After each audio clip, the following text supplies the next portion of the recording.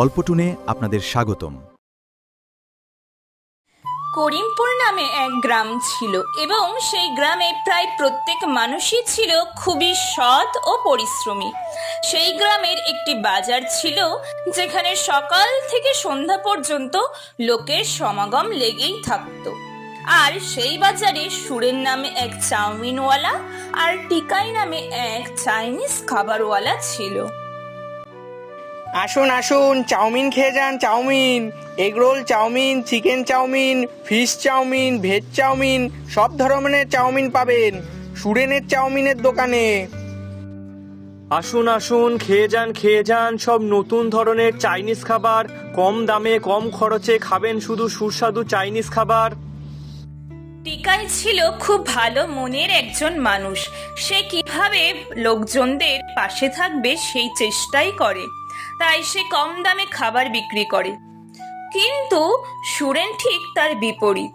সে সবসময় নিজের কথাই ভাবতো, কিভাবে সে ব্যবসাতে লাভ করবে, কিভাবে কম খরচে ভালো ব্যবসা চলবে, সেই সব ভাবতো। দাদা, একটু সস আর একটু শসা দাও তো। এক্সট্রা নিলে কিন্তু এক্সট্রা টাকা দিতে হবে। সে কি, এর জন্য আবার টাকা লাগবে? ও মা, তা লাগবে না? আমার কিনতে বুঝি টাকা লাগেনি? আচ্ছা আচ্ছা, ঠিক আছে, তোমার দিতে হবে না। দাদা, তোমার দোকানের খাবার সত্যি অসাধারণ, আর দামও কম। হ্যাঁ, ঠিকই বলেছো। আজকাল এমন কম দামে ভালো খাবার আর কোথায় পাওয়া যায় বলো দেখি? আরে আর কোথাও পাবে না গো।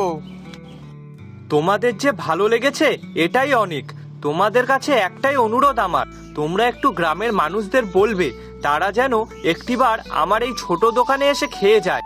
তাহলে আমার দোকানটাও একটু চলবে আর লোকজনেরাও ভালো খাবার খেতে পারবে। হ্যাঁ হ্যাঁ, অবশ্যই বলবো। আর আমরা তো আছি তোমার কাস্টমার হিসাবে। অনেক ধন্যবাদ। আচ্ছা দাদা, আমরা তাহলে এখন আসছি, কেমন? ঠিক আছে।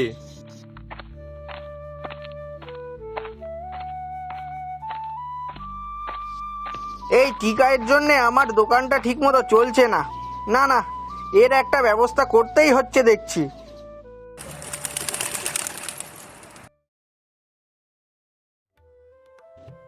জানো গিন্নি, আমার দোকানের খাবার খেয়ে সবাই খুব ভালো বলেছে। সে তো বলবেই জানি, কারণ তুমি যে ভালো খাবার বানাও। সে তো, কিন্তু গ্রাহকরা আমাকে খুব ভালোবাসে। ও মা, তা বাসবে না? তোমার ব্যবহারটাই যে ভালো, তাই মানুষ তোমাকে ভালোবাসে আর তোমার দোকানেও খেতে আসে। সত্যিই গিন্নি, মানুষের বিশ্বাস আর ভালোবাসা পাওয়া কিন্তু একটা সৌভাগ্যের বিষয়। এটা কিন্তু সবাই পায় না। একদম, মানুষের সাথে ভালো ব্যবহার না করলে তারা কি আর ভালোবাসে? শোনো, তুমি কিন্তু সবসময় এমনটাই থাকবে, সৎ ও নিষ্ঠাবান। জানো গিন্নি, আজ ওই সুরেনের দোকানে তেমন কোনো লোকই হয়নি, আর ওর যা ব্যবহার তাতে লোকজন হবেও বা কি করে? সে কি? হ্যাঁ গো হ্যাঁ, আজকেই দেখো না, একজন ক্ষুধার্ত বৃদ্ধ লোক প্রথমে সুরেনের দোকানে গেছিল একটু খেতে, কিন্তু সুরেন খেতে না দিয়ে দূর দূর করে তাড়িয়ে দেয়। আর তখন সে বৃদ্ধ লোকটি আমার কাছে খেতে আসে। তা তুমি তাকে খেতে দিয়েছিলে তো নাকি? ও মা, তা দেবো না কেন? আর তাছাড়াও তোমার কি দেখে মনে হয় আমি ওই সুরেনের মতো? ও তো খালি নিজের ব্যবসার লাভটাই বোঝে, মানুষের খিদে জ্বালাটাও কি বোঝে নাকি? যেদিন বুঝবে সেদিন সোজা হয়ে যাবে। ঠিক বলেছো।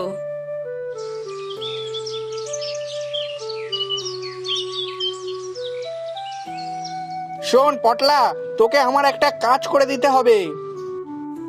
আরে দাদা, তুমি একবার বলেই দেখো না কি করতে হবে।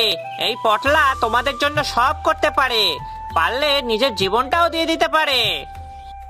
না না, তোকে তোর জীবন দিতে হবে না, শুধু একটা কাজ করলেই হবে। হ্যাঁ বলো, কি কাজ? কাউকে কিছু করতে হবে নাকি? আরে না না, ওসব কিছু না।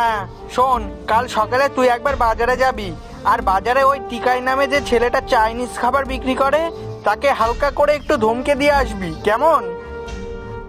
ব্যাস এইটুকু? হ্যাঁ হ্যাঁ, ওর জন্যই আমি আমার ব্যবসাতে কিছুতেই লাভ করতে পারছি না। তুই শুধু যাবি আর গিয়ে একটু শাসিয়ে আসবি, যাতে বেশি দয়ালু না দেখায়। ঠিক আছে দাদা, তুমি কোনো চিন্তা করো না, কাজ হয়ে যাবে।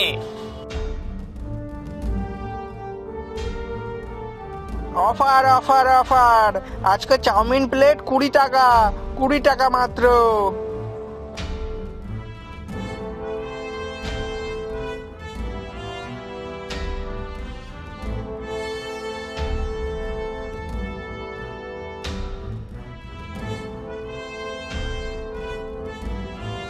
এই যে ছেলে, কান খুলে শুনে রাখ, ব্যবসা করছিস কর, কিন্তু বেশি দয়ালু সাজতে যাস না, হ্যাঁ? না হলে কিন্তু কপালে অশেষ দুঃখ আছে, কথাটা যেন মাথায় থাকে। আর হ্যাঁ, এইবার শুধু মুখে বলে গেলাম, এরপরেও যদি আমার কথা না শুনিস তখন কাজে দেখিয়ে যাব, তখন বুঝবি কত ধানে কত চাল।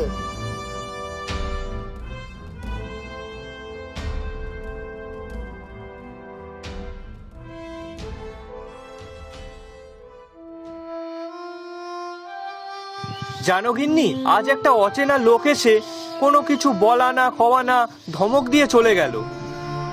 কিন্তু কেন? কি জানি। তা কি বললোটা কি?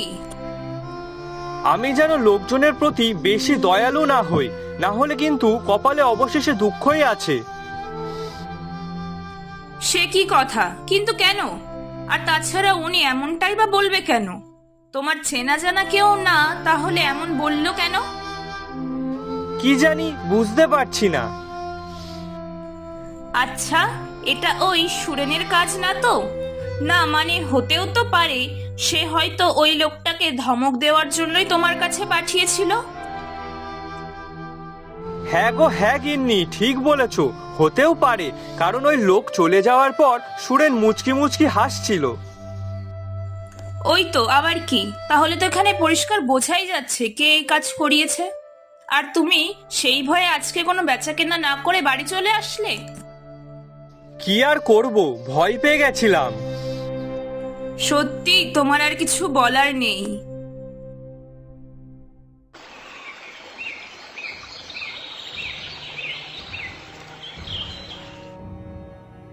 বেশ হয়েছে, আজ ওই টিকাই নেই বলে আমার ব্যবসাটা একটু লাভ হলো। বেশ হয়েছে, পটলাটা মনে হচ্ছে বেশ ভালো রকমই অ্যাকশন দিয়েছে, ওই জন্যই টিকাই পালিয়েছে। হা হা হা। দাদা, আমাকে 1 প্লেট চাউমিন দাও তো। হ্যাঁ হ্যাঁ, অবশ্যই।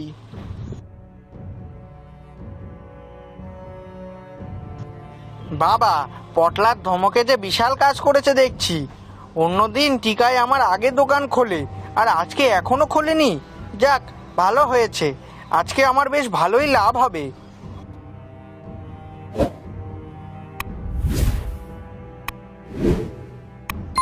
আসুন আসুন, খেয়ে যান চাইনিজ খাবার, টিকায়ের স্পেশাল চাইনিজ খাবার, তাও আবার খুবই কম দামে।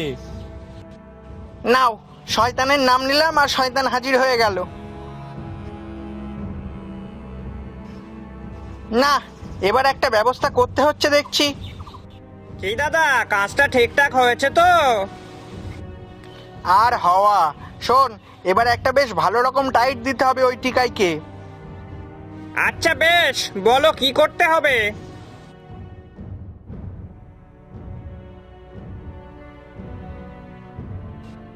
ঠিক আছে দাদা, আজ রাতেই কাজটা হয়ে যাবে, চিন্তা করো না। তারপর দেখি ওই টিকায় কি করে ব্যবসাটা করে। আর শোন, খুব সাবধানে, কেউ যেন কিছু বুঝতে না পারে। ঠিক আছে দাদা। আচ্ছা নে, যা এখন, আর ঠিক সময় বুঝে কাজটা করে ফেলিস।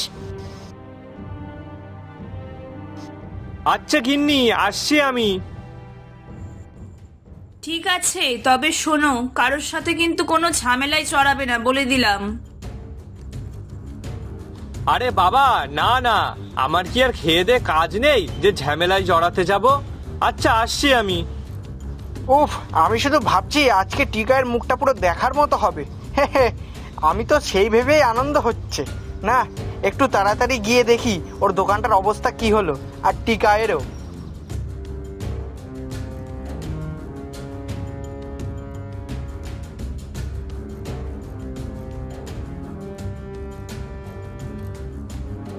কি গো, কি হয়েছে? এত ভিড় কেন? আর বলো না, সকালে এসে দেখি কে যেন সুরেন্দার দোকান ভাঙচুর করে দিয়েছে। দোকানের যে সব জিনিসগুলো ছিল সে সব নষ্ট করে দিয়েছে। এ বাবা, এ তো খুবই খারাপ কাজ হয়েছে। কে করলো এমন কাজ? কি জানি, রাতে মনে হয় কেউ এটা করেছে। কি হয়েছে? আমার দোকানের সামনে এত ভিড় কেন? হায় হায়, আমারে কি সর্বনাশ হলো! হে ভগবান, এখন আমি কি করব? এই পটলার দ্বারা যদি একটা কাজ ঠিকঠাকভাবে হয়, কার দোকান ভাঙতে বলেছি আরো কার দোকান ভাঙলো! কাঁদিস না সুরেন, কাঁদিস না। দেখ, যা হওয়ার তা তো হয়ে গেছে। এখন কেঁদে কোনো লাভ হবে না। তার থেকে বরং চল আমরা থানায় যাই, গিয়ে কেস করে আসি। হ্যাঁ হ্যাঁ, ওটা করলেই ভালো হবে। না না, পুলিশের কাছে গেলে তো আমি নিজেই ফেঁসে যাব। কি রে, চল। না না, থাক রে, আমার ওই থানা পুলিশ করতে ভালো লাগে না। আমার কপালে যা ছিল তাই হয়েছে, এখন আর থানা পুলিশ করে কোনো লাভ নেই। ঠিক আছে। আমি ভালো করেই বুঝে গেছি, লোভে পড়ে অন্যের সর্বনাশ করতে গেলে নিজেরই সর্বনাশ হয়। আপনারা কিন্তু এই ভুলটা করবেন না।